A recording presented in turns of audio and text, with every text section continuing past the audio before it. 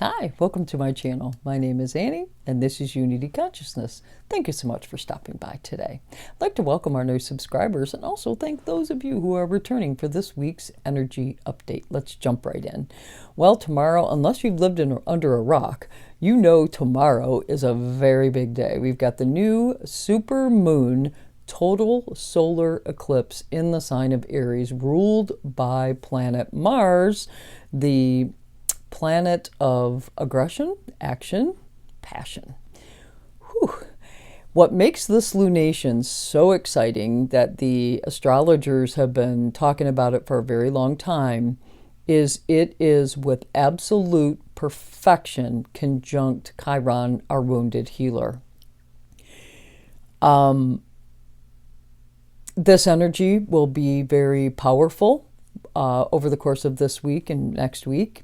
Perhaps the next 28 days, but may take, because this is an eclipse, a very powerful eclipse, up until October 17th is when we have our full moon is in Aries, and we expect that the energy of this lunation will play out over the course of that time. Again, most intensively this week, decreasing for the next 3, changing over when we see the next new moon, because this is a new moon, a new supermoon on steroids.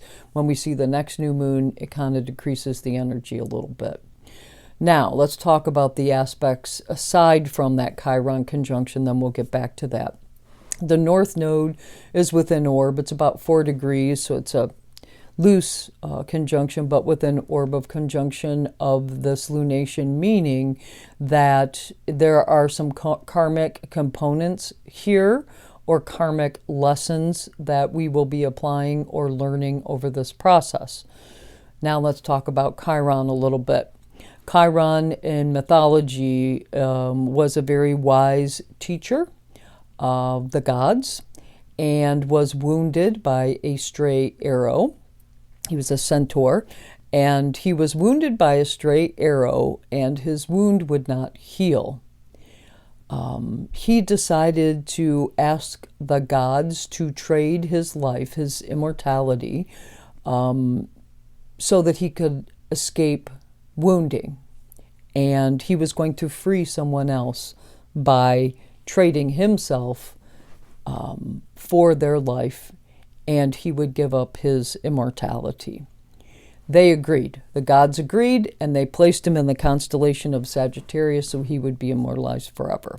Now, Chiron speaks of wounding that we may not even be aware of. That's why this lunation is so very important. There will be things popping up for you this week that may frustrate you, break you, bring sadness to you immediately.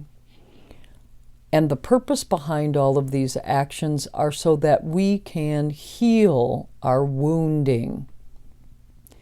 We are in the process of ascending from 3-dimensional beings to 5-dimensional beings. 5-dimensional beings are very pure. We don't necessarily need those bags that we've carried so far in this life cycle. As a matter of fact, we can't take them where we're going. So it's time for us to find the courage to address our wounding so that we can fully immerse ourselves into the 5-dimensional purity that is guaranteed us at the other end of this cycle. Hurt people hurt people. We've heard that, right? We've heard that. It's time for that to stop. Absolutely time for that to stop. Chiron is in the sign of Aries right now, asking people who have their natal Chiron in Aries to wound the I am piece of themselves. As a matter of fact, one of my favorite books on Chiron is The Chiron Effect. Love this book. And this book states, Aries, if you have Chiron in Aries in your natal chart, no right to exist, fundamentally wrong, and overly self-sufficient. Now, this book will also give you all the tools necessary to sit down, drill down, figure it out, and heal that wounding. If you have a Chiron in Aries that has been managed and healed, you feel lovable, worthy, and you have a right to exist. Obviously, the book says more, but that's just a clue as to how one can go about taking a close look at your specific Chiron. Now, run your natal chart. If you know where your Chiron is, conduct the research online. If I can be of assistance, please reach out to me. I would be happy to do that. I can briefly maybe type something in the comment section that identifies for each zodiac sign a word or two to identify what the Chiron in that sign would present as. If that would be helpful to you, please put it in the comment section below. If I missed something or can look something up, put it in the comment section below. I'm here to help every step of the way, however I can. Now, the universe is also going to provide some tools for us, as it always does. At the time of this lunation and within orb at 2 degrees, actually, or a degree, I think, Mars is going to be conjunct Saturn in the sign of Pisces. They will perfect on Wednesday of this week. However, at the time of this lunation, they are going to be operative, they're going to be functional, and we can tap into this energy. I am going to discuss, I typically don't like to discuss three-dimensional energy, but I want to discuss it with you so you can see the difference between 3D and 5D relative to this specific configuration. Mars conjunct Saturn. 3D, aggressive actions of cruelty for the purpose of victimization. Ugh, I just can't even barely read that. I just can't. 5-dimensional understanding of Mars conjunct Saturn is, taking full ownership of and compassionate understanding and action toward long-standing practical outcomes. Taking ownership with compassion, looking out for others, making sure that we are being as empathetic as we can, not only for ourselves, but the situation. Okay? So that's available to us.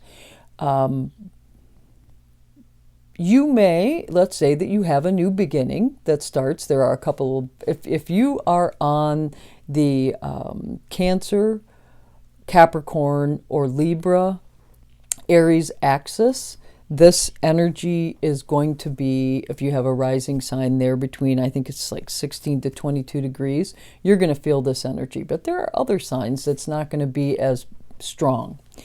There could be some very positive things that come out of this. There may be some positive new beginnings that come out of this. And then, boom, they hit a brick wall. That's Mars conjunct Saturn, asking you to pause for purpose, for compassionate understanding of something. So please do that. Just use that energy wisely so that you can ensure the best possible outcome. That's what Saturn wants us to do. Wants to ensure the best possible outcome of a situation. Now, on Thursday of this week, we do have the Sun conjunct retrograde Mercury. Now, Mercury's retrograde. So, use this for the purpose of awareness, because the information we're going to be getting is going to be information that Mercury is sharing with us that he's learned since he's gone retrograde. So he was in shadow, and while he was in shadow, he had a conversation with Chiron, and then he witnessed the full moon in the sign of Libra, and then he goes retrograde, and boom, here we are. We're at a super moon total solar eclipse, and he's got some information for you that's going to bring awareness to the situation. Allow that information in, become aware, sit with that energy, but know that Mercury is retrograde, so there'll be further pivots going along, but it's there for your use so that you can be enlightened and aware of something that will help you relative to this new moon energy. That's all the energy we have this week, but I do want to give you just a couple more tips relative to Chiron. By acting out of compassion and helping others, you just might help yourself. Just know that. There's no rule book at all to any healing. There is not. We can get a book like this that tells us good things to do, ideas, concepts, theories, but there's no timeline. I think that that timeline is written in your ability to be courageous with the situation at hand. And you got to be you. To each his own. What's yours is yours. I respect that. Everyone should. Being vulnerable and asking for help from a trusted source is absolutely the first step. If you need help, reach out. Just do. Consciousness, awareness, and forgiveness, they go hand in hand. If you need to forgive someone sight unseen and not pick up the phone and have that interaction with them again, do it. There's no rules. Like I said, what suits you is what's good for all.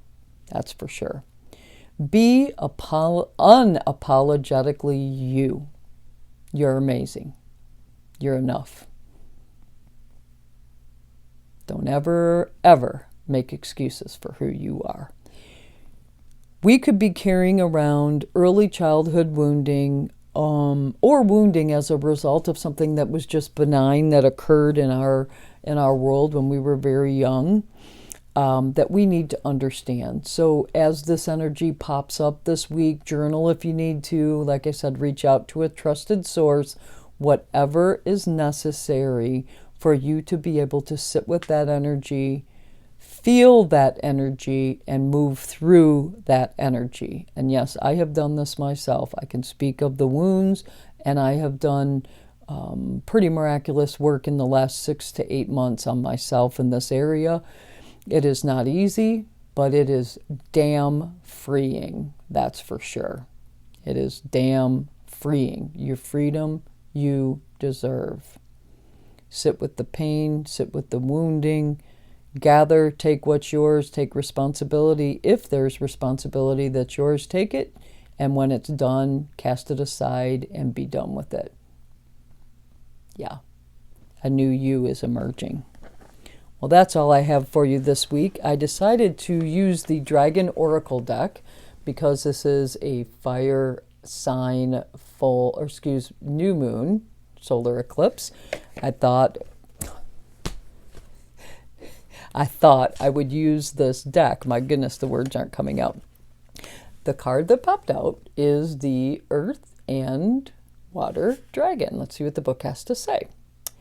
If you are planting a tree, you place its roots into the soil and make sure it has a good foundation. Then you activate its growth with water. In due course, you harvest the fruit. The more effort you put into providing the perfect conditions for the tree, the better the crop. This card is showing you it's a good time to create. With the gracious assistance of Earth and Water Dragons, you can lay a strong foundation for your future. Picking this card suggests it is a time to start a new phase of your life. Fresh opportunities may be presenting themselves to you. So be ready to nurture any ideas or visions that come to you. The Earth and Water Dragons will enable you to know intuitively what is right for you and to harness your creativity. They will help you generate the right conditions to succeed. They will motivate you to put in the necessary work, for this is an important step, and then you can harvest your abundance. Most importantly, they will help you to take things lightly. So listen to your inner wisdom. The time for action is now. Boy, I do like the Earth and Water Dragons helping us to heal our Chiron wounding. Well, if you like this video, please do click the like button. If you know that someone can be helped by this video, please share it with them. Any comments or suggestions, or if there's something I can look up in that Chiron book, put it in the comment section below. I'll get right to it. I promise you that.